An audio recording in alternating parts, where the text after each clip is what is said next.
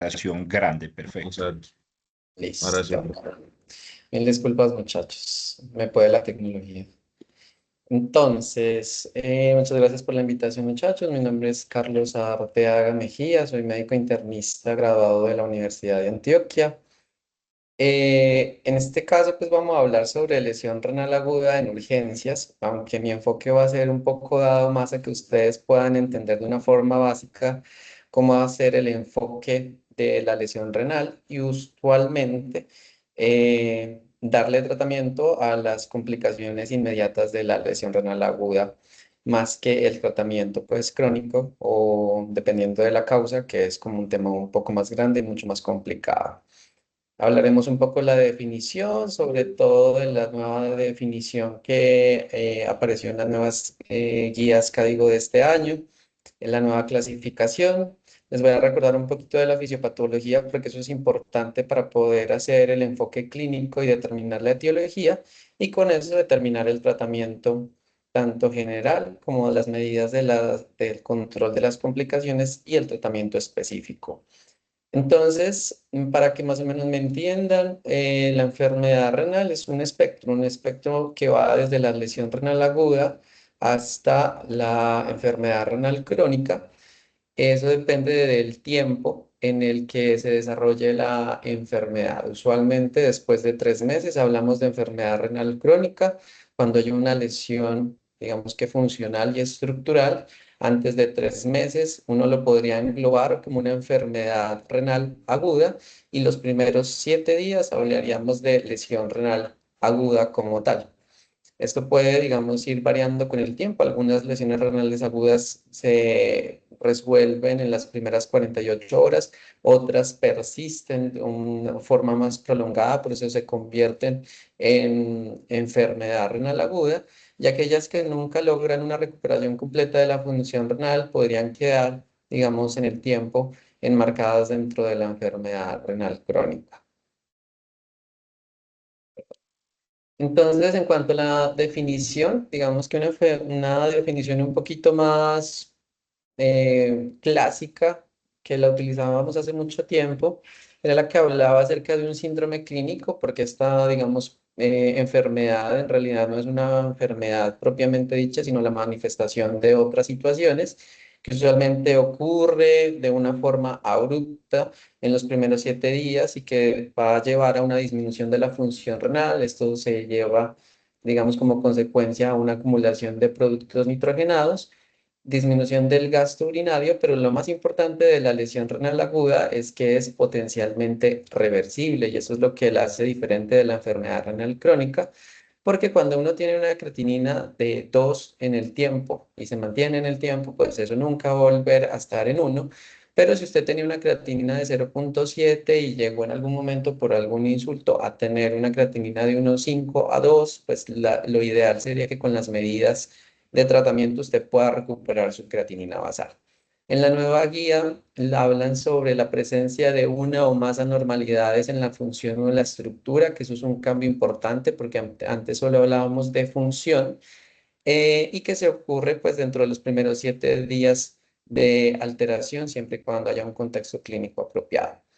Esta definición ha ido variando con el tiempo. Hace muchísimo tiempo, cuando ustedes probablemente ni siquiera habían nacido, hablamos de la clasificación y de los criterios de Rifle. Luego en el 2007 fueron los AKIM y después en el 2012 se actualizaron para las guías Cadigo, que es las que utilizábamos hasta este momento. Realmente eran, digamos, muy parecidas, sin embargo, pues necesitábamos hablar un mismo idioma, especialmente para los estudios clínicos, por lo que se ha ido, digamos, como que ampliando un poco esa definición.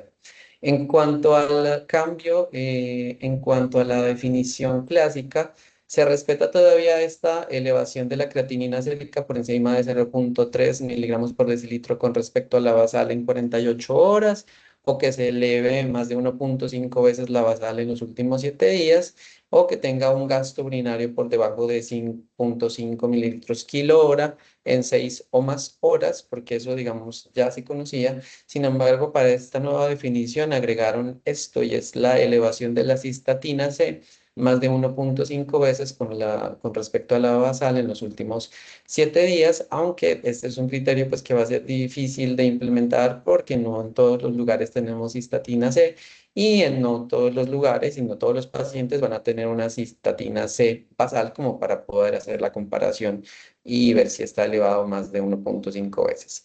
Y un cambio muy importante es que ahora tenemos un criterio funcional o unos criterios funcionales, que es la elevación de un biomarcador de daño renal también en los últimos 7 días, esto pues comparativamente.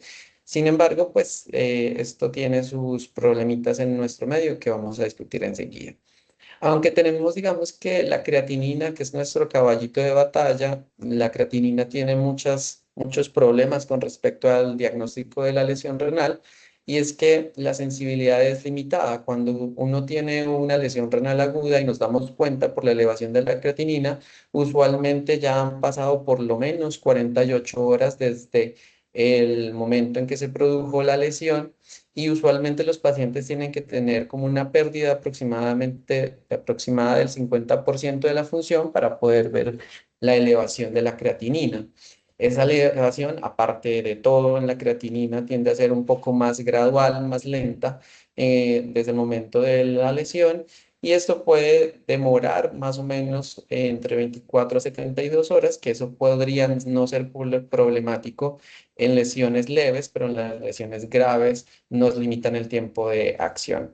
Aparte de eso, se puede ver afectada por alteraciones de la función hepática, si el paciente tiene una masa muscular disminuida o el metabolismo aumentado, o si el paciente consume creatina, que es muy común en las personas jóvenes o en las, digamos, personas que van mucho al gimnasio.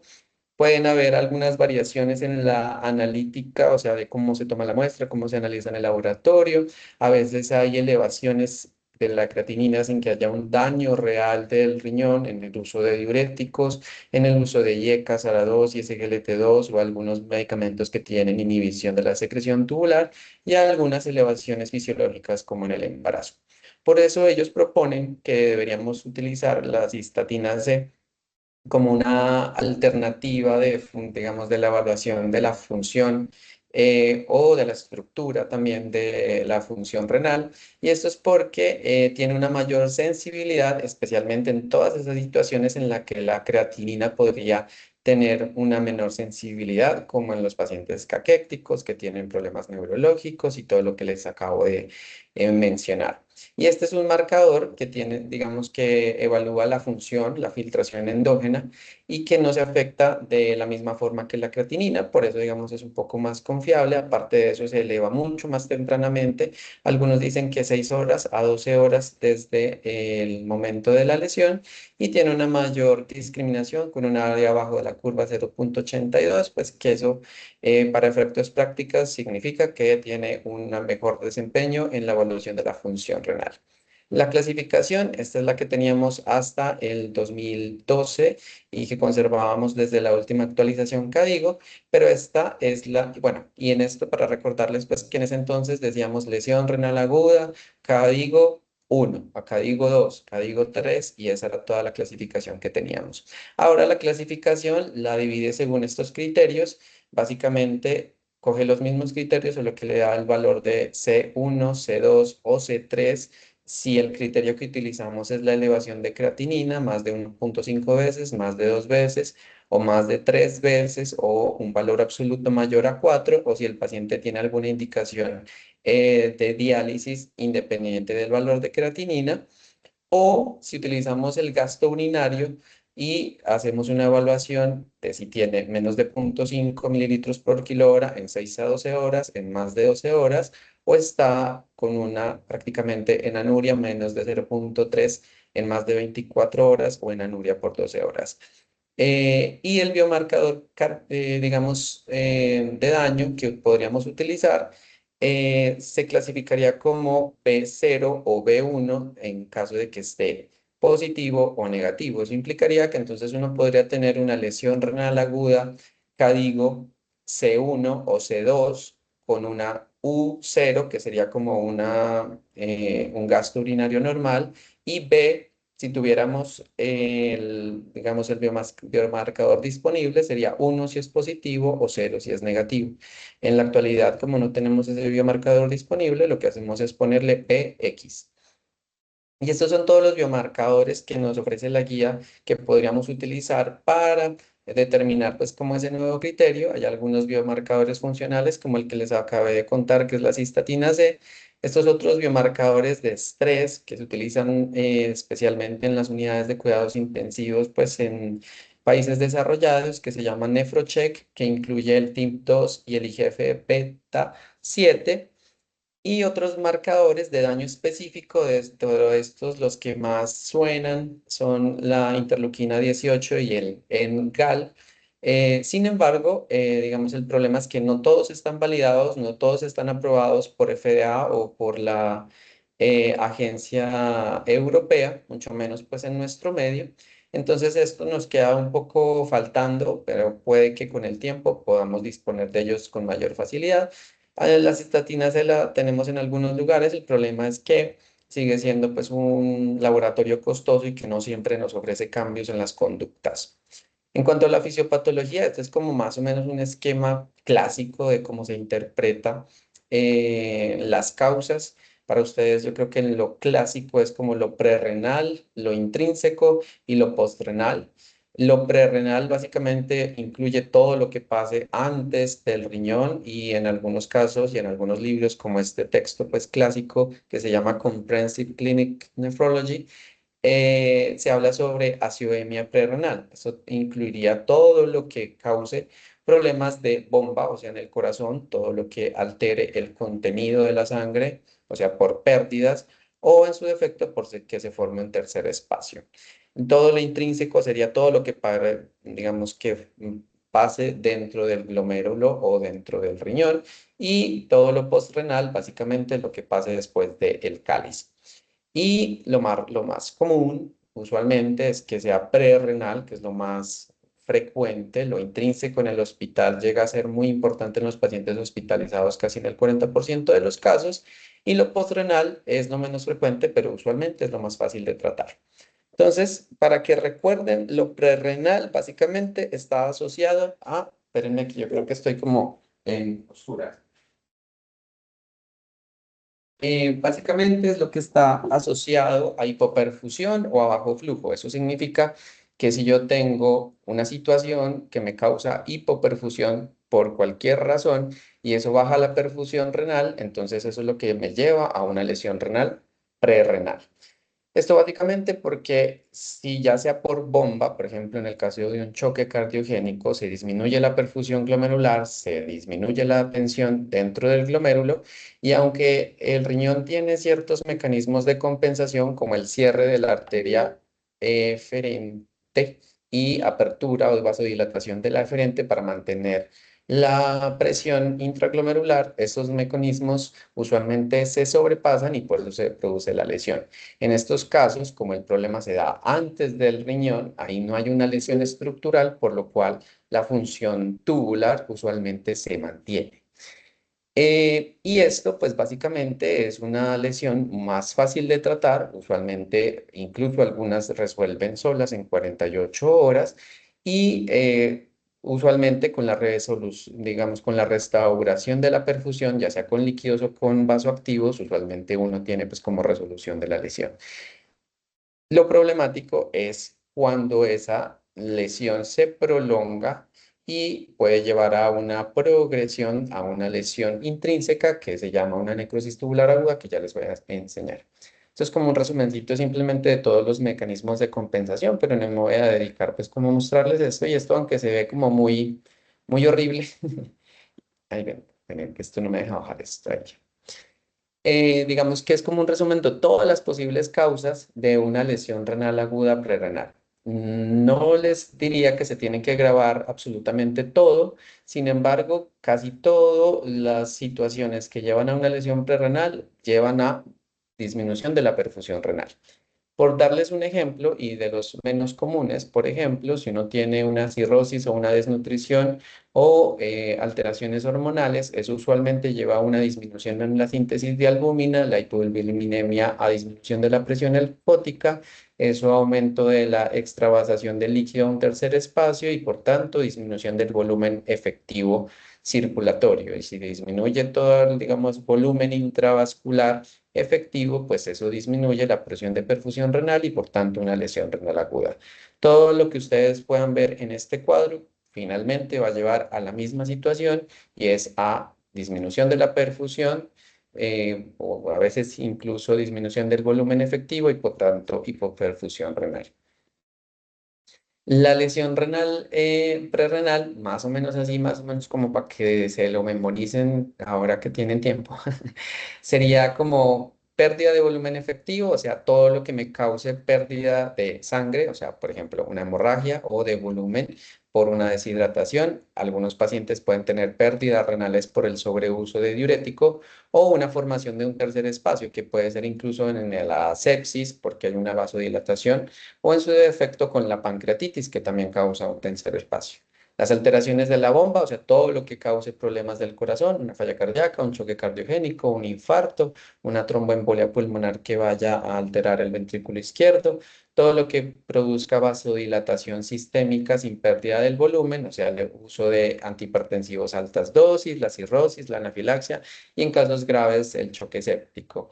Y todo lo que digamos, produzca un compromiso vascular, por ejemplo, si uno tiene una estenosis de la arteria renal, que podría ser aguda o en su defecto una trombosis, va a causar hipoperfusión porque ahí, digamos, no hay paso del flujo y por tanto disminución de la perfusión. Y algunos medicamentos o los AINES porque ellos alteran especialmente los mecanismos de compensación porque causan vasodilatación de la eferente o en su defecto vasoconstricción de la eferente, que son los mecanismos compensatorios de la lesión. Les voy a contar un poco de la postrenal antes de la intrínseca, porque esta es un poco más fácil, digamos, como de diagnosticar y de tratar. Usualmente, pues hablamos de lesión postrenal o uropatía obstructiva cuando hay una obstrucción en cualquier punto del tracto urinario. Esto algunas veces se puede asociar como algunos síntomas dependiendo de lo que lo esté causando, dolor en flancos, hematuria, a veces pacientes tienen síntomas urémicos y otros algunos síntomas urinarios obstructivos bajos y a veces incluso retención de orina que lo pueden confundir con una disminución del gasto urinario. Para poder definir que haya una lesión postrenal y que eso, digamos, sea realmente la causante de la lesión renal aguda, hay que determinar que haya presencia de hidronefrosis. En el caso de que no haya hidronefrosis, es poco probable que esa sea la causa de una lesión renal aguda. Y cuando uno hace como una desobstrucción, ya sea por una sonda o porque uno le ponga una nefrostomía a un paciente, eso causa que el paciente tenga como una diuresis compensatoria y los pacientes incluso pueden llegar a perder entre 4 a 20 litros de orina al día, lo cual los puede llevar a deshidratación y a generar después, digamos, como respuesta a una lesión renal aguda prerrenal y usualmente está asociada como a una situación que se llama una acidosis tubular hiperclorémica, que básicamente es una acidosis tubular con una NEOMGAP normal y con un cloro alto. Estos son los mecanismos fisiopatológicos, no se los voy a explicar en estos momentos porque es muy extenso, pero sí me voy a tener un poco en esto que es lo que más lidia nos da en el diagnóstico de la lesión renal aguda y es cuando tenemos una lesión renal aguda intrínseca. Y cuando uno ve cualquier publicación sobre esta enfermedad, pues uno ve una tabla larguísima de posibles causas, como la están viendo acá, y eso que esta está más bien como corta, pero hay que, digamos, grabarse en la cabeza más o menos es tres situaciones específicas. La necrosis tubular aguda y la nefritis tubular intersticial, y diría yo que para efectos prácticos y por la gravedad del asunto, las glomerulonefritis agudas, ya sean primarias o secundarias. Entonces, la NTA podría ser de un origen isquémico, que es como lo que les expliqué de la prerrenal. Básicamente es un estado de perpetuación de la hipoperfusión, pero como las células tubulares tienden a ser muy sensibles a la hipoxia, cuando esa hipoperfusión se prolonga, lo que va a llevar es a una muerte de las células y por tanto una NTA isquémica. Y las otras opciones serían la necrosis tubular nefrotóxica o tóxica, que básicamente es porque hay algunas sustancias, ya sea que se produzcan dentro del cuerpo, por ejemplo, en el síndrome de lisis tubular, que se produce exceso de ácido úrico, o extrínsecas, como por ejemplo en la exposición a un medio de contraste, que lo que hace es un daño directo sobre las células tubulares y por tanto necrosis y por tanto la lesión renal aguda. Dentro de las intrínsecas, para que lo recuerden, la rhabdomiólisis, la hemoglobinuria, la mioglobinuria, las gamapatías y el síndrome de lisis tumoral. Dentro de las extrínsecas, algunos medicamentos, la lista es extensa, y los venenos de alacranes, víboras y la exposición a medios de contraste. Dentro de estos, siempre hay que acordarse, rhabdomiólisis es muy importante, síndrome de lisis tumoral, gamapatías monoclonales y exposición a contraste. La nefritis tubulointersticial, más o menos para que me entiendan, en la anterior todo es un daño tóxico y causa necrosis de las células tubulares. En la nefritis tubulointersticial lo que hay es una reacción de hipersensibilidad, o sea, más o menos una alergia, porque hay una exposición a antígenos y es una reacción idiosincrática. Eso implica que no todos los pacientes expuestos a esos antígenos van a causar una inflamación tubulointersticial. Por ejemplo, no todos los pacientes que toman naproxeno o diclofenaco van a hacer una NTI, sino todos terminaríamos con lesión renal aguda. Eso básicamente causa un edema intersticial, aumento de infiltrados de linfocitos T y monocitos en las células en el intersticio y por tanto eso causa la lesión. Y una triada importante que uno debería recordar, aunque esto solo se presenta en el 30% de los pacientes, es la fiebre, el brote maculopapular y la eosinofilia. La eosinofilia a veces uno la puede ver en el hemograma, dependiendo de la causa, y otras veces uno puede ver eosinofiluria en el uranálisis. El problema es que no en todos los lugares hacen microscopía electrónica, entonces no siempre nos reportan los eosinofilos en orina. Y las glomerulonefritis, para que lo recuerden, pueden ser primarias o secundarias. Las primarias son una lista muy larga, dentro de esas están membranoproliferativa, membranosa, focal y segmentaria, y eso básicamente tienen, digamos, una causa más bien genética hereditaria que solo se pueden diagnosticar con biopsia. Sin embargo, hay glomerulonefritis secundarias y en estas las cosas más importantes que hay que tener en cuenta es que causan síntomas sistémicos. Por ejemplo, un lupus eritematoso sistémico puede causar una glomerulonefritis, pero digamos, para el ojo clínico es muy fácil pensar en una chica que se llame Jessica. Eso es un chiste interno, pues si alguna vez han rotado, todas las mujeres jóvenes que tienen Y en el nombre tienen un riesgo aumentado de tener lupus. Si son jóvenes, tienen eritema digamos, eritema malar, tienen artralgias y tienen, por ejemplo, una anemia hemolítica y compromiso renal, pues uno no tiene que pensar mucho, probablemente está ante una glomerulonefritis secundaria a una lesión renal aguda. La presentación en estos casos es variada, entonces los pacientes pueden tener en el uranálisis una hematuria aislada, pueden tener una proteinuria aislada, pueden desarrollar un síndrome nefrítico como tal, un síndrome nefrótico como tal, o en su defecto una condición que se llama una glomerulonephritis rápidamente progresiva, que básicamente está causada por estas tres cosas. Es la tipo 1 por una antimembrana basal, que es una enfermedad que causa una cosa que se llama un síndrome pulmón-riñón, que es básicamente una hemorragia alveolar difusa pulmonar que se asocia a una lesión renal, ya sea aguda o crónica. Las mediadas por inmunocomplejos, ahí tendríamos el lupus eritematoso sistémico y en algunos casos la crioglobulinemia. Y las pausinmunes, que significa que no están mediadas por inmunocomplejos, en esto lo principal serían las vasculitis ANCA. Y otra cosa a recordar dentro de las secundarias es que siempre estas tres infecciones hay que descartarse porque causan glomerulonefritis secundarias. Entonces, VIH, sífilis, hepatitis B y hepatitis C son, digamos, infecciones crónicas que pueden causar también lesión renal e incluso enfermedad renal crónica. Esta es como una tablita que intenté hacerles para hacer un resumen de todas estas posibles causas porque siento que es una cosa muy extensa que usualmente como que asusta mucho a los estudiantes cuando se enfrentan como a un paciente con lesión renal aguda intrínseca, pero ahorita les voy a dar como unos tipsitos para que más o menos puedan diferenciarlos.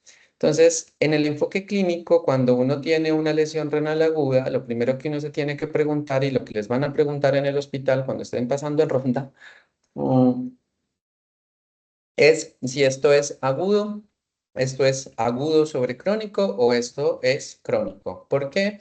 Porque el diagnóstico de la lesión renal aguda parte de la presunción de que usted conoce la creatinina basal del paciente. Entonces, si llega un paciente de, no sé, 40 años y no tiene ninguna enfermedad y nunca se ha hecho una creatinina en su vida y llega con una creatinina de 2,8, usted no puede decir solo con la creatinina de 2,8 si eso es una lesión renal aguda, si es una enfermedad renal crónica y ahora tiene una lesión renal aguda encima, o si esa es su basal y ha estado en 2,8 por los últimos, no sé, 8 meses. Entonces, ahí es donde hay un problema.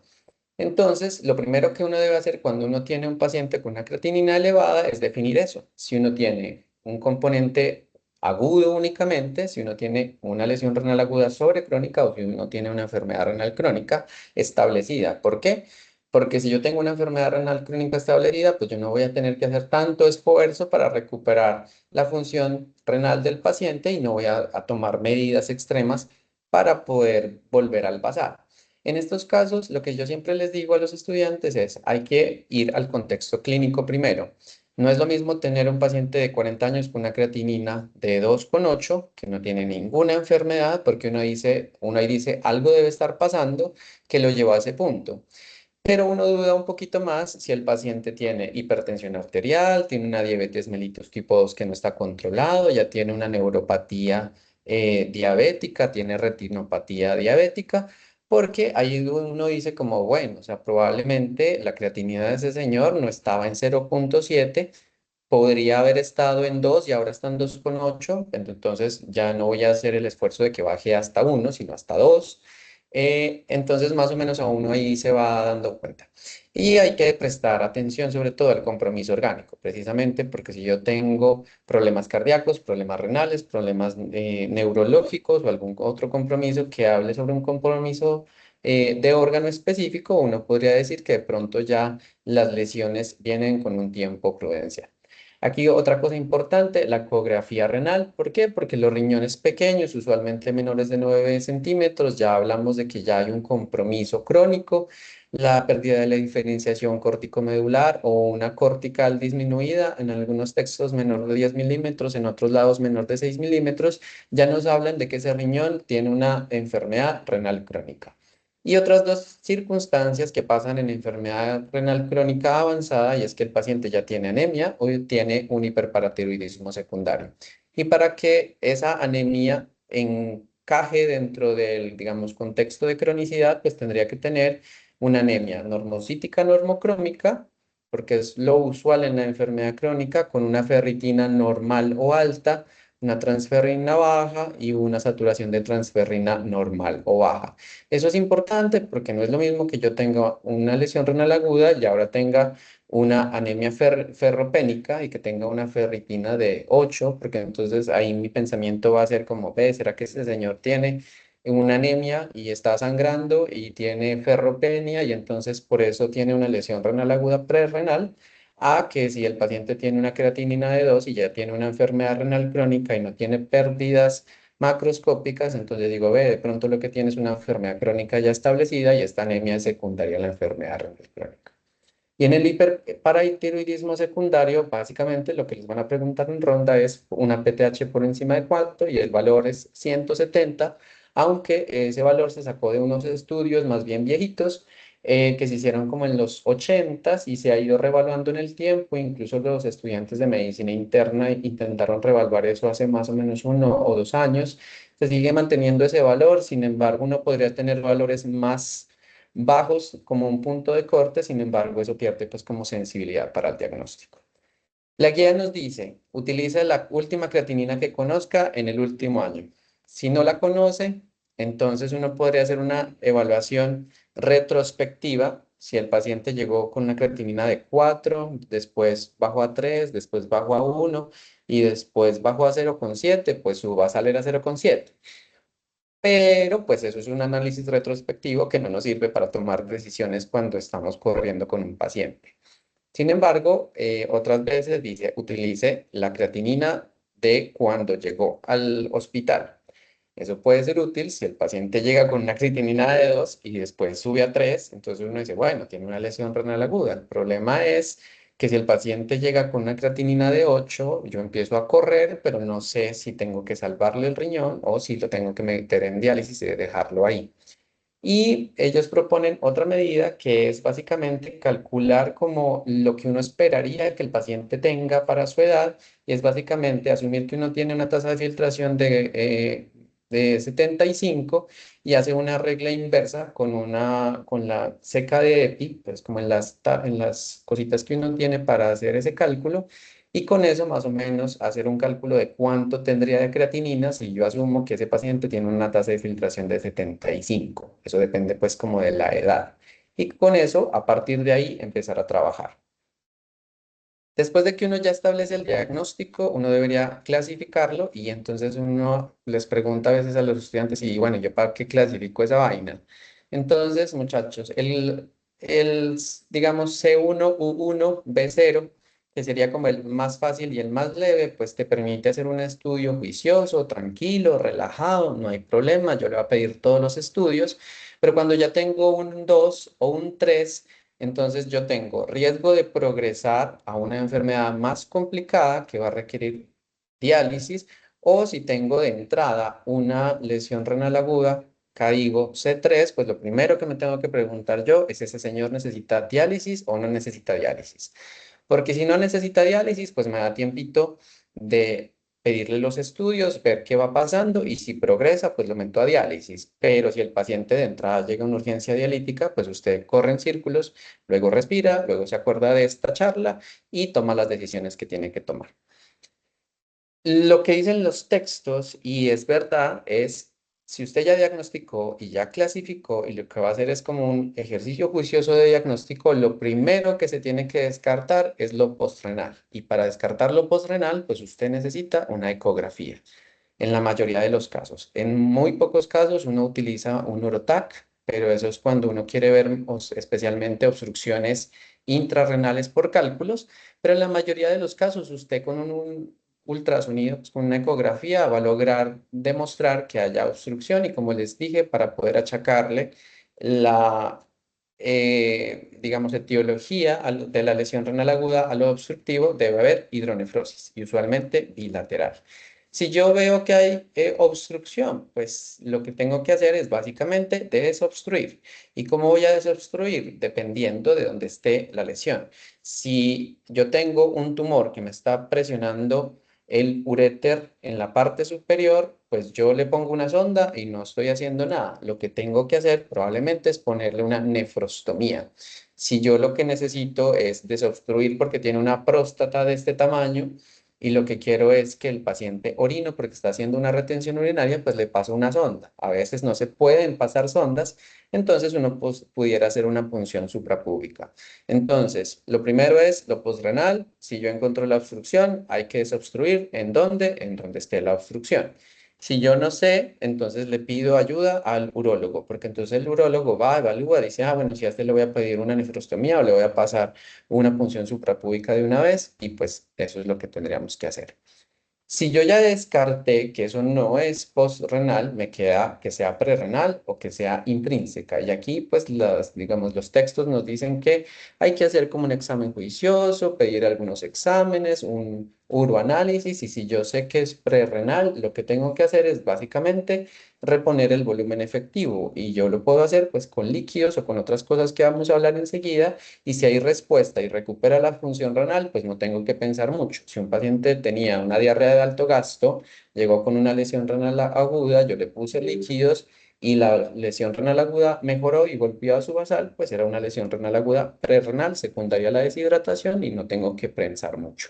El problema es cuando tengo que diferenciar entre si es prerrenal y renal. Y para eso entonces necesito el contexto clínico. ¿Por qué? Porque si yo tengo el caso que les acabo de contar, pues no tengo que pensar mucho. El paciente estaba muy bien, tuvo pérdidas gastrointestinales exageradas, se deshidrató y ahora hizo una lesión renal aguda.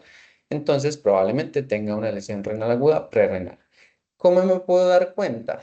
Pues lo típico es hacer la relación Bohm-creatinina. Si tengo una relación Bohm-creatinina por encima de 20, eso es prerrenal, y si está por debajo de 20, yo podría asumir que eso es intrínseco.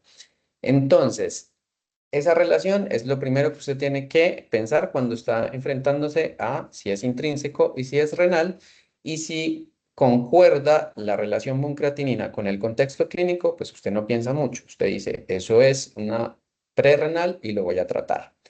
Pero si es intrínseca, ya usted dice, ah, bueno, ahí pasa otra cosa, entonces tengo que ir a buscar ciertas circunstancias que me puedan decir si eso es una causa alterna. Aquí les muestro esto y ustedes lo han visto en los textos, el FENA, la fracción excretaria de una y todas esas cosas, pero cuando uno va a ver digamos, en la práctica clínica, ni siquiera yo como internista veo FENAs muy frecuentemente. Eso lo dejamos reservado para casos muy específicos.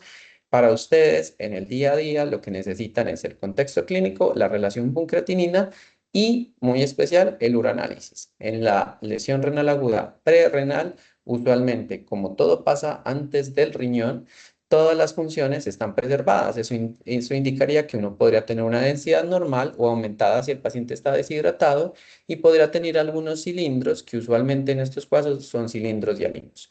Si se presentan otro tipo de cilindros y la relación es menor de 20, pues nos vamos a ir al lado de lo intrínseco. El problema es que esta relación no es exacta. Sin embargo, es lo que más utilizamos. Hay que tener en cuenta que, por ejemplo, un sangrado gastrointestinal me va a elevar el boom. Si el paciente usa esteroides de forma crónica o lo han pulsado recientemente, el boom va a estar aumentado. Si el paciente tuvo una sepsis y está con un catabolismo aumentado, también no es muy confiable. O si el paciente tiene un consumo exagerado de proteínas. Y pasa al contrario, cuando la relación se ve alterada hacia abajo, cuando hay una enfermedad hepática, cuando hay rabdomiólisis o un bajo consumo de proteínas. Si yo descarté que eso es postrenal y si yo descarté que eso es intrínseco, básicamente yo lo que hago es ir a esta parte que es determinar si esto es alguna de todas estas lesiones que ven ahí. Pero eso es muy confuso, pero se los voy a simplificar enseguida. Y es que uno debería ir a ver el uroanálisis. Si yo tengo una relación menos de 20 y tengo un uroanálisis con una densidad disminuida, eso me confirma que estoy en lo intrínseco. Pero para poder recordar todo esto de cuál es la causa, les hice esta tablita. Y es básicamente la necrosis tubular aguda necesita de que yo tenga un contexto, básicamente algo que me llevó a una perfusión prolongada y después hice una lesión renal aguda intrínseca, la presencia de células tubulares renales en el uroanálisis y cilindros granulares. Como esto es necrosis, entonces lo granuloso, lo feo, es necrosis. La nefritis tubulointersticial, como es una reacción casi que inflamatoria y medio alérgica, por decirlo así, entonces yo lo podría asociar con síntomas sistémicos, con la exposición reciente de antibióticos o alguna otra cosa por el estilo, de eosinofilia en el hemograma y aquí lo importante, cilindros leucocitarios. Como esto es inflamación, entonces es clarito y para que lo recuerden son cilindros leucocitarios. Y en las glomerulonefritis, acuérdense que esto siempre se presenta con síntomas sistémicos, se puede producir con hematuria, proteinuria y como usualmente lo que se presenta es hematuria y proteinuria, lo que voy a ir a ver son cilindros hemáticos. Entonces, necrosis, granulares, feos, nefritis, inflamación, los leucocitarios, y en la glomerulonefritis, como hay hematuria, usualmente hematínicos. Y para que recuerden las vasculares, que de ahí lo importante son las microangiopatías trombóticas, todo paciente que tenga anemia hemolítica y trombocitopenia y compromiso de la función renal, tengo que pensar en una microangiopatía trombótica. Y para más o menos hacer como un estudio de cuando ya llego a este punto, casi a todos, si yo no sé, porque a veces el uranálisis en nuestros hospitales no nos dice absolutamente nada, es a la rhabdomiólisis, le tengo que pedir CPK, al síndrome de déficit tumoral, calcio, fósforo, potasio y ácido úrico. Si tengo compromiso autoinmune y lo estoy sospechando, como un Sjögren, un lupus o una crioglobulinemia, básicamente unos ANAS y un complemento. Si estoy pensando en mieloma múltiple, los estudios de proteína M. si pienso que es una glomerulonefritis, a todos les tengo que pedir VIH, VDRL, antígeno de superficie para hepatitis B y antígeno para hepatitis C. Y en el caso de que tenga una glomerulonefritis rápidamente progresiva, hay que pensar en el antimembrana basal y pedirle ANCAS. ¿Cuándo es necesaria la biopsia? Básicamente todo paciente que yo llegue a este punto, le haga todos esos estudios y no sepa qué diablos tiene. Porque entonces la posibilidad es que sea una glomerulopatía primaria o que tenga un NTI, pero las cosas, por ejemplo, en el uroanálisis no me lo aclaren. O en su defecto yo tengo una enfermedad específica que se beneficia de que yo sepa la histología. Por ejemplo, en un lupus eritematoso sistémico o en una vasculitis ANCA, porque con eso se toman decisiones y se hace vigilancia de la respuesta a la inmunosupresión. Y siempre que yo sospeche que después de todo este análisis juicioso, como les digo, haya una glomerulopatía primaria, porque aunque tenemos algunos marcadores, la gran mayoría se diagnostican solo con la biopsia.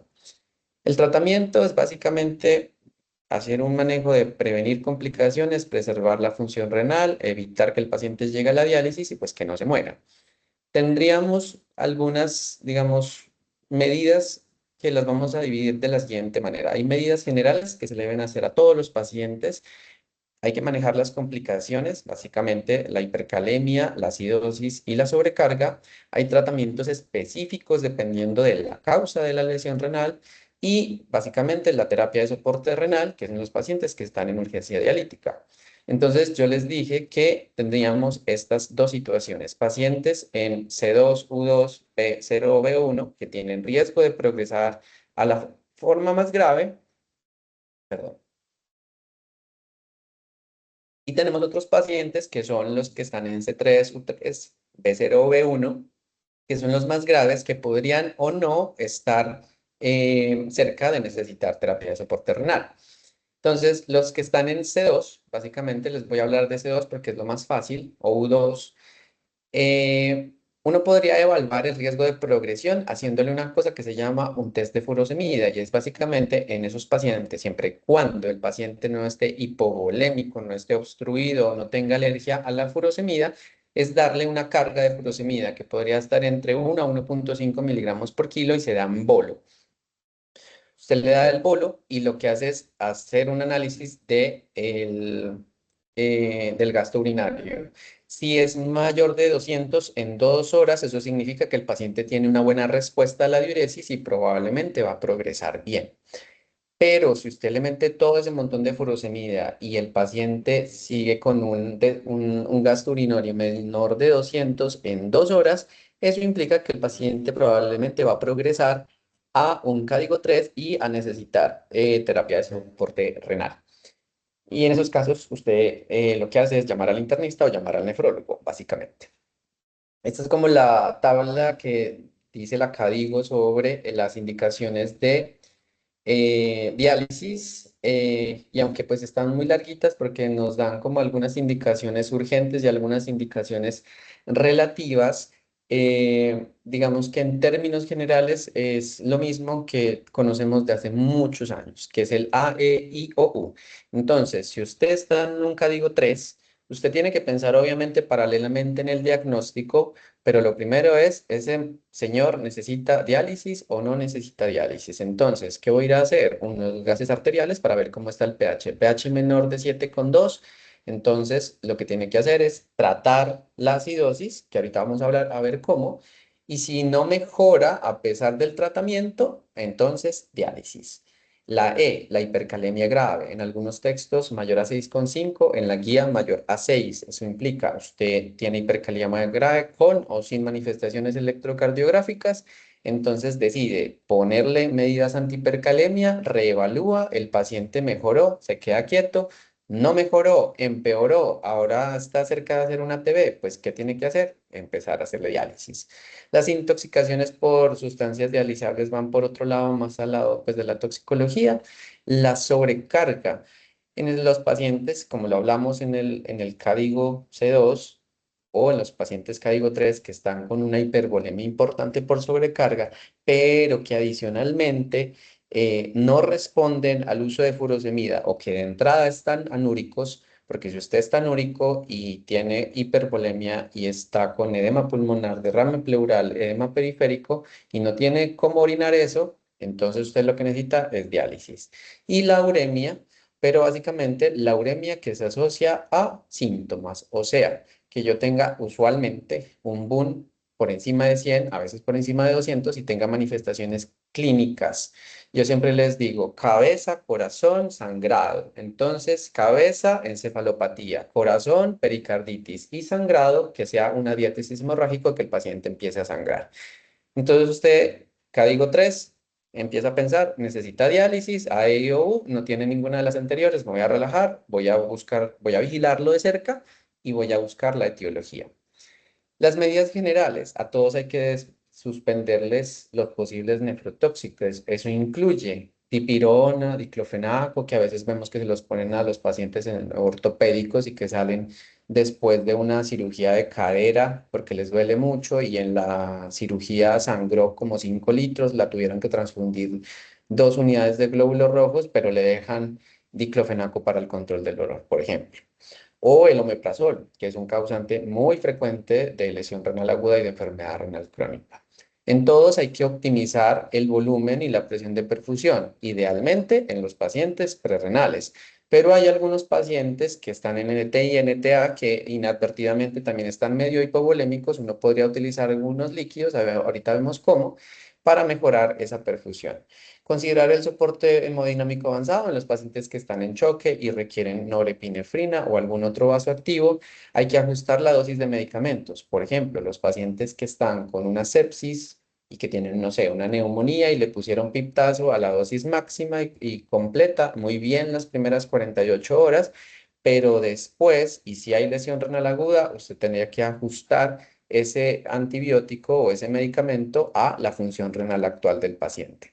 Las glucometrías se tienen que controlar, usualmente entre 140 y 180, y hay que hacer una intervención nutricional para evitar que el paciente pues coma exceso de proteínas, pero tampoco hacer una restricción muy completa. En cuanto a los líquidos, muchachos, eso es un dilema de nunca acabar. Sin embargo, las guías actuales dicen lo siguiente. Cristaloides sobre coloides, básicamente porque los coloides pues no tienen como un efecto tan benéfico hemodinámico a largo plazo y porque los cristaloides básicamente están disponibles en todo lado y son muy baratos. Entre las soluciones balanceadas, o sea, Hartmann, Plasma Light, son mejores que la solución salina. Sin embargo, en eso un poquito, digamos que la evidencia es más bien difícil, pero se dice que la solución salina, al tener como un contenido mayor de cloro, podría ayudar a que el paciente tenga una acidosis metabólica hiperclorémica y eso podría empeorar, digamos, los asuntos de la vasoconstricción renal y que podría empeorar los desenlaces. Sin embargo, ponerle cualquiera de los dos, no, digamos, uno sobre otro, no hace que los pacientes se mueran menos. Sin embargo, las soluciones balanceadas sí pareciera que disminuyen como la progresión hacia la necesidad de terapia dialítica. ¿En qué pacientes no utilizar soluciones balanceadas? Básicamente todo paciente que tenga un trauma encefalocraneano, porque como estos son más hipotónicas, digo isotónicas, usualmente pueden llevar a edema cerebral y la guía también hace, digamos, como una aclaración en el síndrome de lisis tumoral y en los pacientes con nefropatía con contraste, porque en estas dos condiciones no se tiene suficiente evidencia. La transfusión, pues va a ser digamos, como el expansor de volumen ideal en los pacientes que están con hipovolemia, pero pues por un choque hemorrágico. Si el paciente, una mujer, digamos, una mujer tenía una hemorragia uterina normal y se chocó por sangrado, pues usted no le va a ir a poner cantidades abrumadores de solución salina, sino que primero la transfunde y si luego le hace falta volemia, pues le completa el líquido.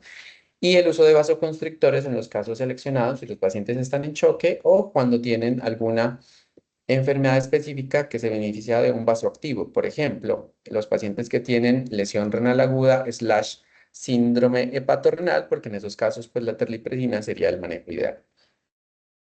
¿Cómo se maneja la hipercalemia? Muchachos, apréndanse esto porque esto es de todos los días y esto va a ser para ustedes cosa de urgencias cuando se gradúen. Si yo tengo una hipercalemia entre 5,5 y 6, yo me quedo relativamente tranquilo, lo puedo vigilar, le podría poner incluso alguito de salbutamol y ver cómo se comporta. Si el paciente de pronto tenía IECA, ARA2, un antagonista de receptores de mineralocorticoides, pues se los puedo suspender, ver que no tenga reposición de líquidos con exceso de potasio o en su defecto que le estemos poniendo potasio al paciente, pues eso se suspende y se vigila. Pero si yo tengo una hipercalemia de moderada a grave, lo primero que tengo que hacer es electrocardiograma. ¿Por qué? Pues porque los pacientes con hipercalemia grave se mueren por un ataque cardiovascular. ¿Yo qué voy a ir a buscar? Pues los cambios electrocardiográficos, que no se los voy a mostrar en estos momentos porque no es el fin de la charla, pero si yo tengo cambios electrocardiográficos asociados a la hipercalemia, lo primero que tengo que hacer es ponerle un repolarizador de membrana para que la membrana se estabilice, el paciente no se ponga inestable y no se muera. Básicamente, gluconato de calcio, que son 30 mililitros, la ampolla viene de 10, algunos dicen una ampolla, otros hasta 3, y lo que hago es pasarla por un acceso venoso grande, usualmente no tan rápido, algunos dicen 5 minutos, otros dicen 10 minutos, y después repetir el electrocardiograma. Porque pasa muchas veces en urgencias que llegan y le ponen el gluconato de calcio, una ampolla y listo, se olvidaron del paciente. Y no, lo que hay que hacer es ponerle el gluconato y volver a repetir el electrocardiograma por lo menos en 5 a 20 minutos. Si en los 5 a 20 minutos no hay, digamos, desaparición o mejoría por lo menos de los cambios electrocardiográficos, yo tengo que repetir el gluconato de calcio. Y aquí todavía no estoy interviniendo para nada la hipercalemia, solo estoy dando repolarizador de membrana. ¿Qué hago cuando necesito tratarlo? Lo primero es la infusión de insulina glucosa, que es como lo llaman pues como los gringos y los europeos, para nosotros la solución polarizante.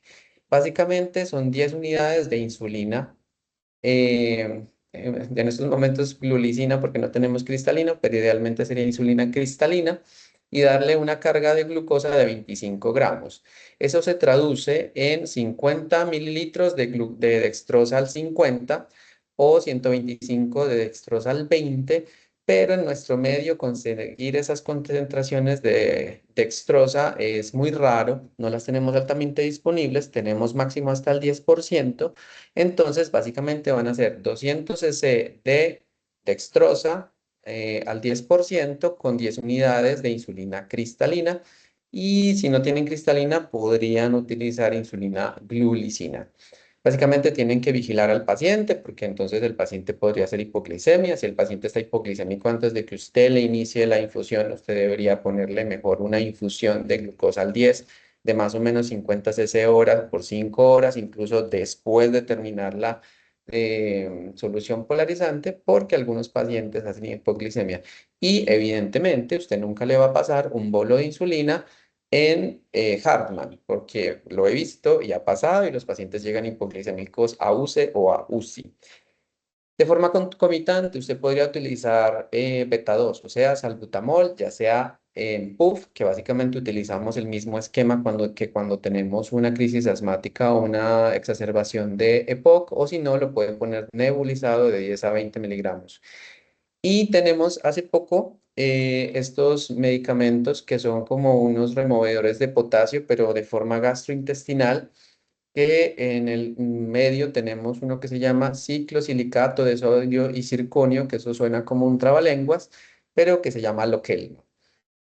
Lo tenemos disponible, solo que requiere MIPRES y no hay que abusar de él, solo en el caso de que ustedes no tengan respuesta con estos dos primeros pasos, lo que deberían es darle un sobre cada 8 horas por los primeros 3 días y para de contar. Si a los 3 días no ha mejorado, pues básicamente usted lo mete a diálisis o en su defecto, mira si esa hipocalemia va a ser crónica o está asociado a otra causa, suspende medicamentos o le deja una dosis de ciclosilicato de forma crónica, que sería básicamente 5 miligramos al día.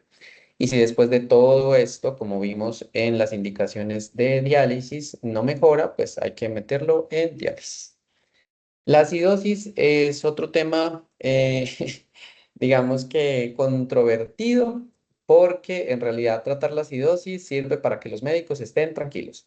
Sin embargo, si hay algunos estudios que dicen que tratarla podría mejorar un poco también la hipercalemia, podría ayudar como a una estabilidad hemodinámica y eso ha llevado en algunos estudios a que uno requiera menos llevar a los pacientes a diálisis. Hay muchos protocolos.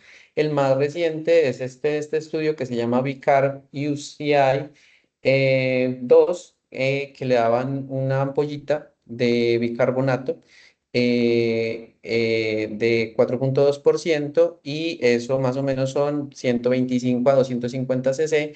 Se deja una infusión para 30 minutos, no se pueden dar infusiones tan rápidas porque puede causar necrosis de la piel. Otros nefrólogos, internistas, lo que hacen es dar 100 miligramos una sola vez al día y otras veces dejan 100 miligramos cada 8, pero eso es casi que a ojo. Antes hacíamos como un cálculo del déficit de bicarbonato, pero eso tiene pues como muchos problemitas técnicos, entonces ya no lo hacemos.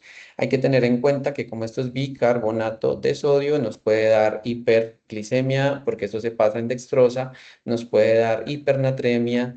Se debe hacer por una vía única porque eso es incompatible a veces con muchos medicamentos intravenosos y hay que tener cuidado con las infusiones porque puede causar necrosis de la piel. La sobrecarga, como les expliqué, básicamente es darle furosemida al paciente, pero siempre y cuando orine, porque si no orina, pues no nos sirve de nada.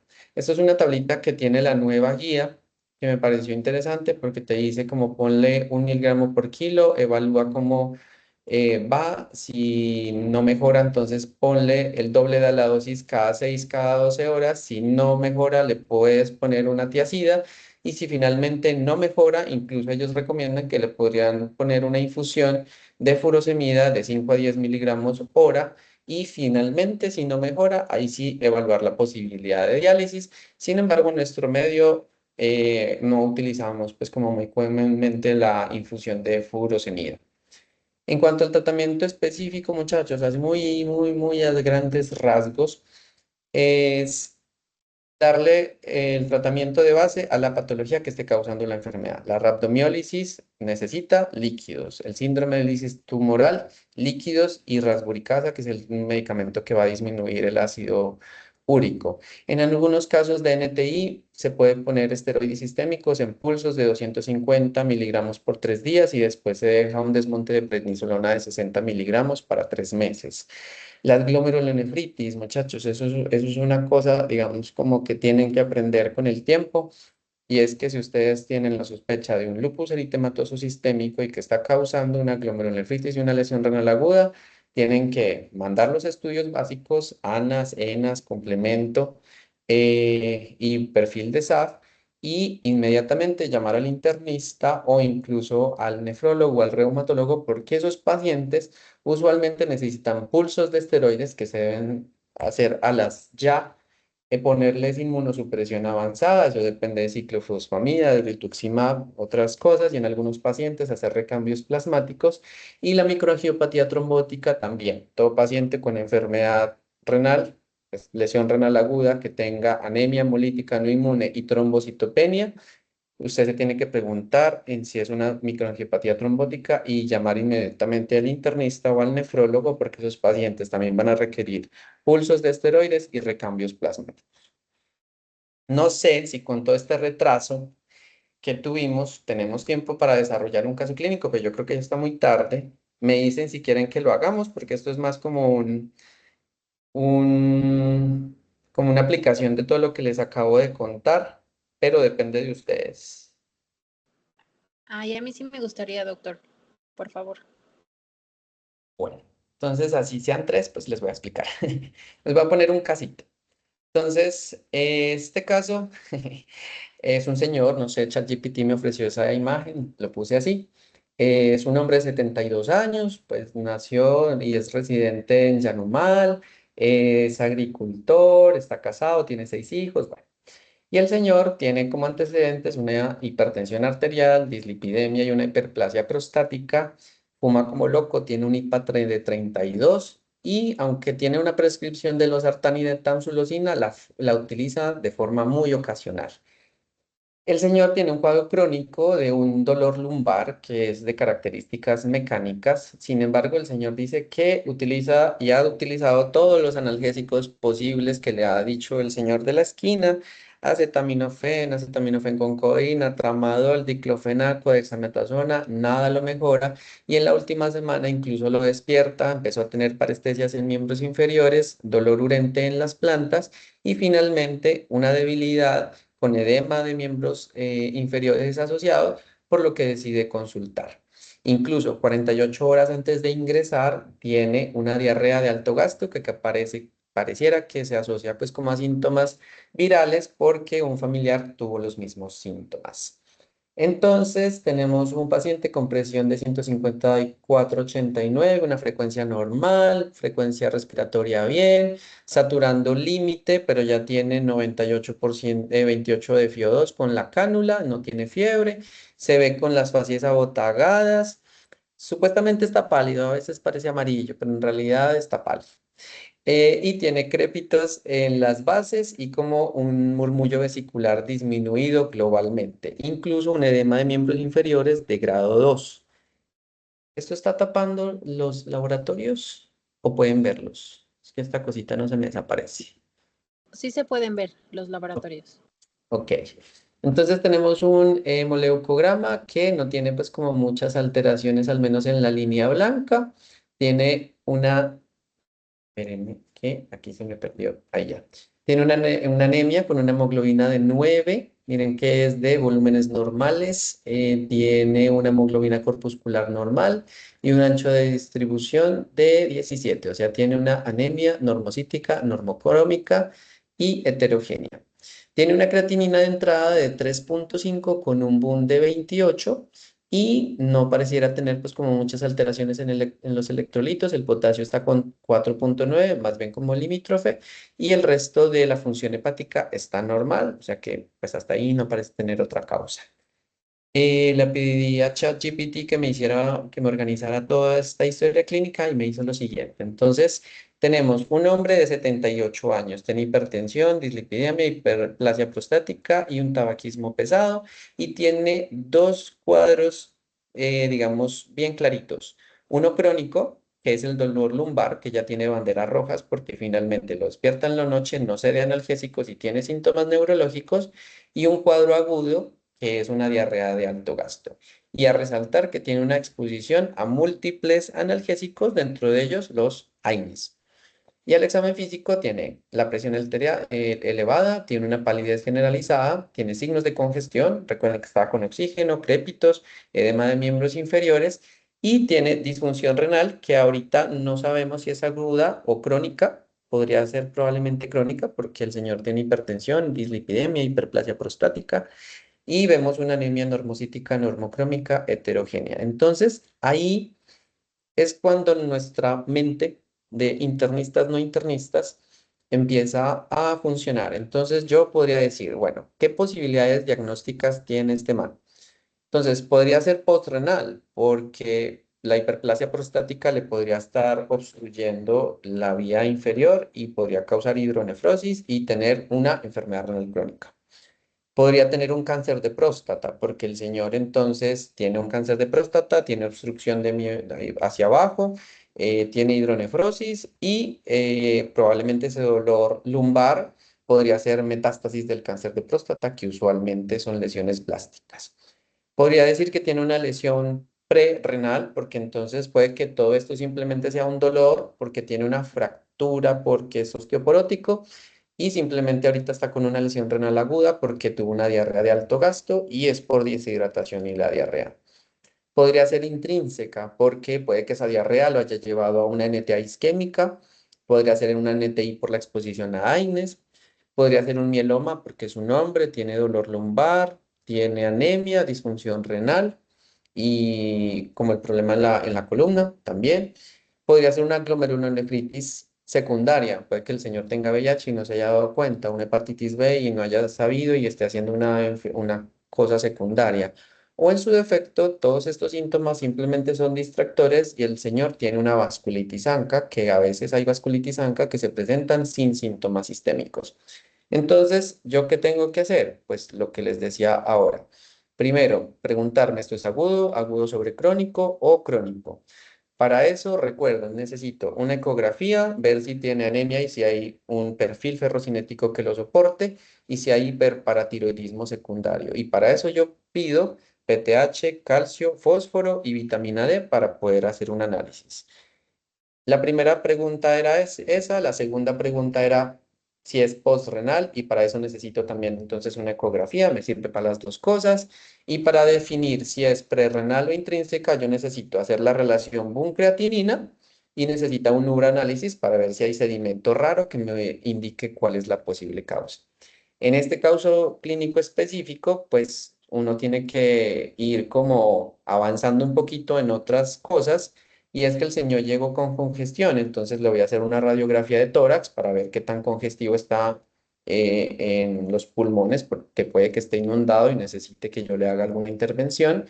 Ese dolor lumbar lo voy a evaluar con una imagen, entonces no le puedo hacer una radiografía porque la radiografía no me va a servir de nada en la columna.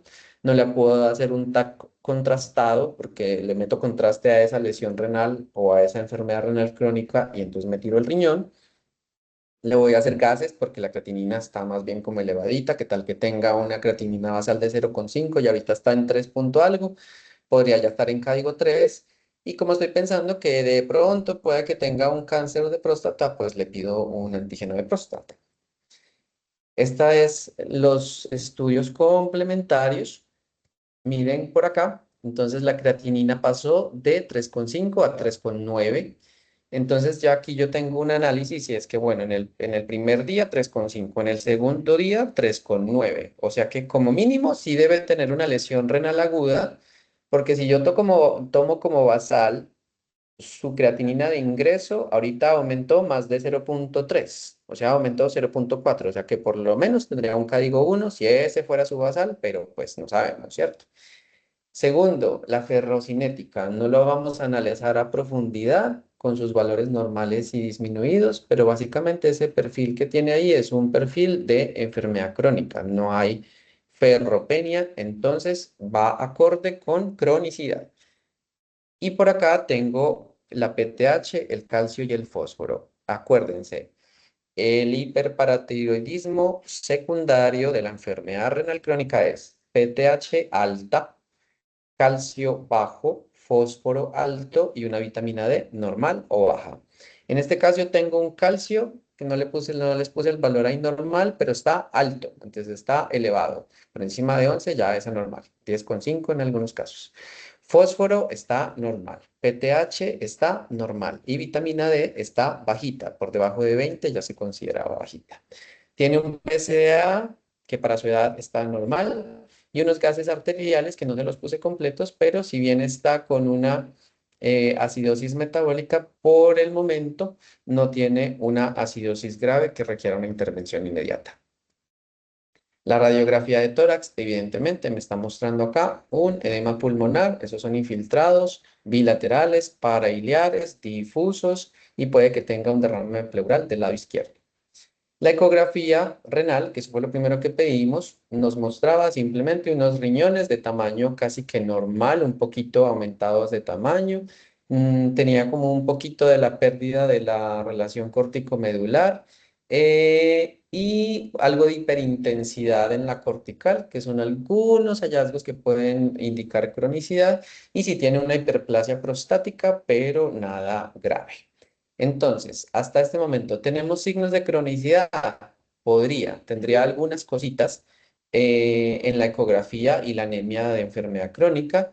Entonces, vemos que también en retrospectiva, del día 1 al día 2 también hay aumento de la creatinina. Entonces, hasta aquí yo puedo decir que tiene una lesión renal aguda, asumiendo que no ha pasado el 4, digamos, porque acuérdense que código 3 es más de 3 veces o un valor absoluto de 4 miligramos por decilitro y asumiendo que su basal es un poco más abajo, podría decir que está entre un 1 y 2 sin estar completamente seguros.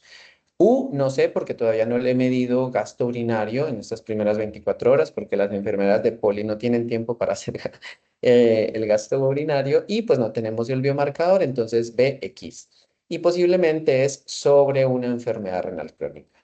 Y aquí una cuñita, muchachos, no se pone enfermedad renal crónica agudizada, se pone lesión renal aguda, digo bla, bla, bla, bla, bla, sobre enfermedad renal crónica. ¿Por qué? Porque si ustedes ponen enfermedad renal crónica agudizada, probablemente el otro que venga va a decir, ah, bueno, si se agudizó, pues no pasa nada. Entonces, eso es llevar a los, digamos, a uno mismo y a veces a los compañeros como a la inercia terapéutica. Básicamente porque lo principal y lo que ustedes tienen que intervenir y lograr resolver es la lesión renal aguda. ¿Listo? Cuñitas, pues. Es postrenal, tenemos hiperplasia prostática en la ecografía, sí, pero no hay hidronefrosis, entonces esa no es la causa. O sea que nos queda ver si es prerrenal o si es intrínseca. Entonces yo les dije que en este caso lo primero que hay que hacer es una relación buncreatinina y para este caso con los valores del segundo día, incluso con los del primer día también da menor de 20. Eso implica que el paciente tiene una lesión renal aguda intrínseca. Y entonces, ¿cuál de las intrínsecas? Pues ahí es donde viene a aparecer nuestro uranálisis, muchachos. Uno nunca puede hacer un análisis completo de una lesión renal aguda sin un uranálisis. Y muchas veces uno ve pacientes hospitalizados 7 días, 8 días, 20 días, lesión renal aguda y ni un solo uranálisis. Nuestro uranálisis dice lo siguiente, pH 6,5, que eso es más o menos normal, una densidad de 10,10, que es bajita, o sea, se llama hipostenuria, o sea que el paciente no está concentrando bien la orina, o sea que hay lesión tubular, o sea que vamos en consonancia con lo intrínseco que nos dijo la relación buncreatinina. Tiene proteínas 500, o sea que está perdiendo una cantidad considerable de proteínas. No tiene sangre, no tiene glucosa, no tiene nitritos. Tiene leucocitos, más de 40, y por ahí tiene unas bacterias que no son importantes, pero que en este contexto, sin síntomas urinarios, no son de infección, pero sí hay inflamación, entre comillas. Hematíes 2, para que sea importante, tiene que ser por encima de 5, entonces no hay células epiteliales, y nos dicen que hay cilindros patológicos y no nos dicen más. Y aquí es para recordarles que a veces el laboratorio nos pone horrible. ¿Por qué?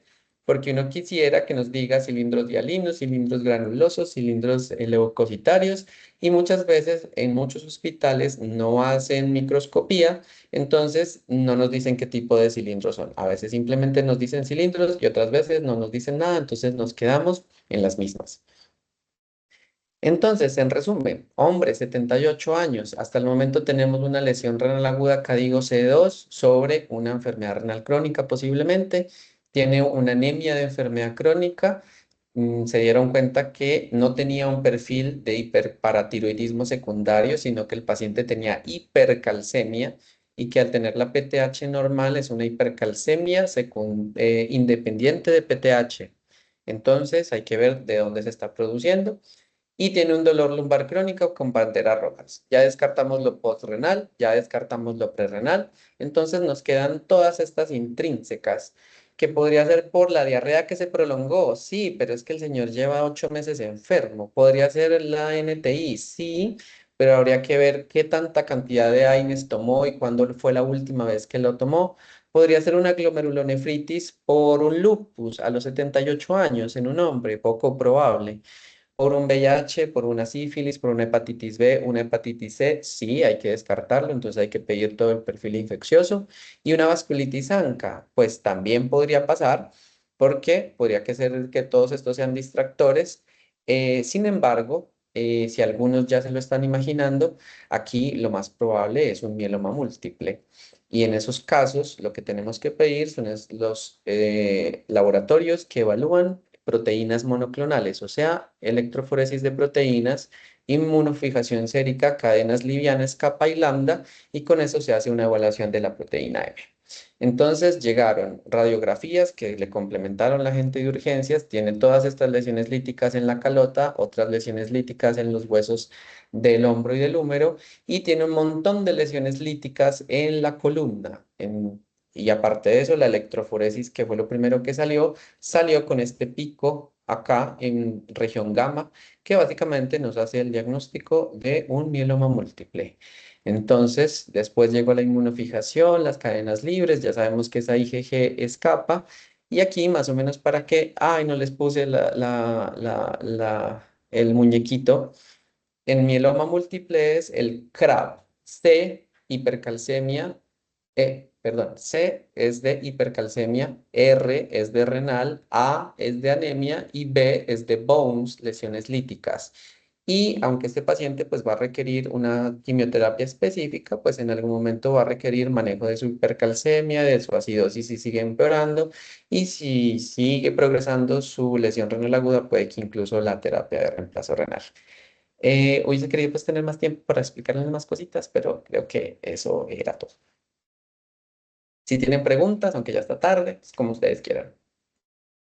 Profe, muchísimas gracias. La verdad, la charla excelente, súper completa y ese caso estuvo pues perfecto porque ahí concluimos todo y fue como usando todas esas, pues como paso a paso de lo que habló desde el inicio, aplicando así en un caso real. Ahí Listo. tenemos una pregunta, claro, puedes Digan. hacerlo. Hola, doctor, buenas tardes. Muchas gracias por su ponencia. Estuvo, vaya, muy, muy buena. Incluyó las actualizaciones de la CADIGO 2026. Y bueno, yo soy residente de medicina interna y tengo algunas dudas durante la formación. ¿Usted Sí. cómo calcula la creatinina? O sea, cuando le llega un paciente así con 3,5 de creatinina, sé que hay algunas ecuaciones y hay algunas fórmulas. ¿Usted solo no la calcula, solo toma esa como basal y se va al índice urinario? ¿O Ajá. cómo aborda la lesión renal en, por ejemplo, una sala de urgencias en donde no conoce nada de ese? Ajá. Digamos que acuérdense que como esto es lesión renal aguda, aquí no hay cabida para, digamos, hacer el cálculo de la tasa de filtración glomerular por las fórmulas que usualmente hacemos de CKD-EPI, que es la recomendada actualmente, porque evidentemente te va a dar bajita, pero el criterio diagnóstico de lo agudo es con el valor absoluto de la creatinina. La tasa de filtración glomerular se reserva para el diagnóstico de enfermedad renal crónica ya después de 3 meses. Como dice la guía, uno podría hacer como un cálculo de la basal, asumiendo que todos los pacientes, si fueran sanos, tuvieran una tasa de filtración de 75 y entonces uno se mete pues básicamente por ejemplo, en MDCalc, tú podrías poner la edad del paciente e ir poniendo creatininas 0,7 hasta que te dé 75 más o menos, 7,7, 0,8, 0,9 hasta que dé 75 y asumir que ese es el basal. Pero eso es asumir un basal muy a ciegas, porque eso siempre asumiendo que el paciente previamente estuvo sano. Sí. Pero si yo no sé si el paciente tiene una enfermedad renal crónica de base, uno asume que la basal es desconocida y uno actúa simplemente desde la creatinina que tiene en ese momento y cómo va progresando en el tiempo. Porque puedo que yo tenga hoy una creatinina de 2, mañana 2,5, al día siguiente 3, y si llego a 4, pues no tengo dudas de que ya es un CADIGO 3. Pero para hacer un cálculo preciso, pues uno idealmente debería tener pues la basal para poder saber si es 1, 2 o 3. Pero si ya llega por encima de 4 y ya tiene indicación de terapia de soporte renal, ahí no hay duda de que es 3. Entre el 1 y el 2, una veces juega. Por eso en este caso que les puse, yo no sabía la basal, pero más o menos podría asumir que no es 3 porque no ha subido de 4 ni tiene indicación de diálisis y tampoco es 1 porque probablemente la progresión me va a decir que su basal era un poquito menor. Entonces uno puede jugar con eso. No tiene que ser tan estrictamente, digamos, preciso, pero más o menos con eso uno juega. Ya lo que va a decir a veces cuál es su basal es el tiempo. Entonces, después de las intervenciones, hay pacientes que bajan a 0,7, perfecto. Hay otros pacientes que se quedan en 1,5 y lleva una semana de intervenciones y se queda 1,5, 1,6, 1,5, 1,6. Uno asume que ese es el basal del paciente y ahí se quedó. No sé si respondí Sí, tu respuesta. sí, perfectamente. Sí. Muchas gracias. ¿Alguien más? ¿Alguien más tenía la manito levantada?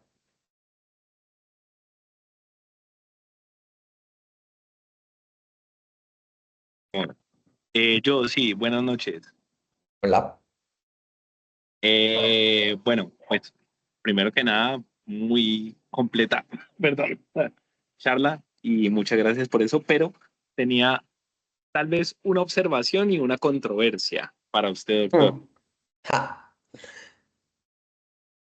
La observación es que creo que en ninguna parte de la charla se incluyó la hipercalcemia maligna como diagnóstico o como causa de enfermedad renal intrínseca.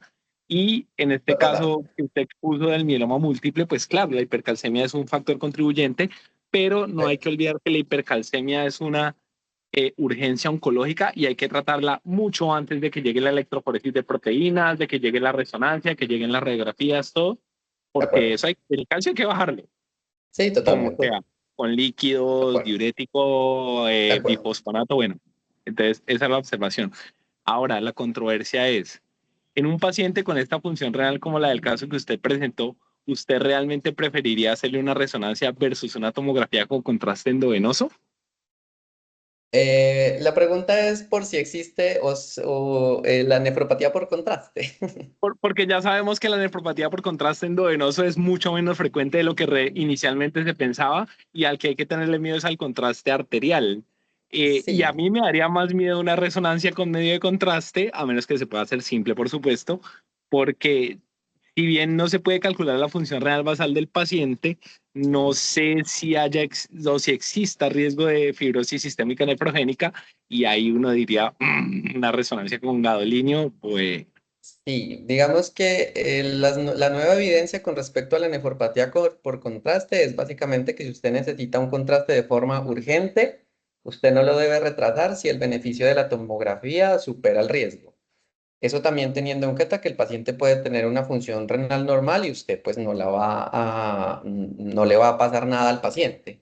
Sin embargo, aunque eso está muy controvertido, ponerle, digamos que contraste para hacerle una tomografía a un paciente que ya viene con una enfermedad renal crónica o una lesión renal aguda, sí no es una buena práctica médica. Segundo, en muy pocos lugares se hace pues todavía resonancias con contraste de primera generación. Los contrastes de segunda generación ya producen muchísimo menos esclerosis sistémica, entonces en este caso, sí, es mejor hacerle una resonancia con contraste de segunda generación que produce menos riesgo de complicaciones que hacerle una tomografía, porque aunque digamos que eso de la nefropatía por contraste está controvertido, tampoco es como que uno le pueda seguir poniendo contraste a un paciente que tenga un riñón enfermo.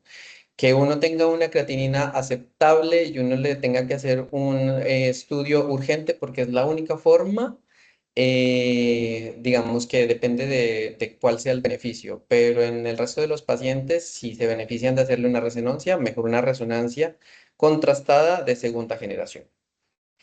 Y con respecto a lo primero, pues sí, yo puse, digamos, este caso que es más o menos inventado, no es un caso que pude sacar pues como de mis pacientes, porque era como una forma de ejemplificar un poco el razonamiento diagnóstico, pero pues evidentemente la hipercalcemia también puede llevar por muchos mecanismos a tener una lesión renal aguda. En este caso, pues digamos que es una hipercalcemia maligna secundaria al mieloma múltiple. Evidentemente, digamos que en el manejo como tal de los pacientes, porque eso no lo ejemplifiqué en el ejercicio, uno va tomando, digamos que todas estas decisiones diagnósticas, pero también va interviniendo. Por eso no les hablé pues de que al paciente con ese edema que tenía teníamos que ponerle furosemida, vigilar el potasio, probablemente ponerle algo para bajarle el calcio, pues, dependiendo de los niveles de rasburicasa o lo que sea necesario, pero al menos en el racionamiento diagnóstico más o menos es así. No es un caso preciso porque no es de la vida real, pero es más o menos lo que intentaba como enseñarles con los procesitos pues como diagnóstico.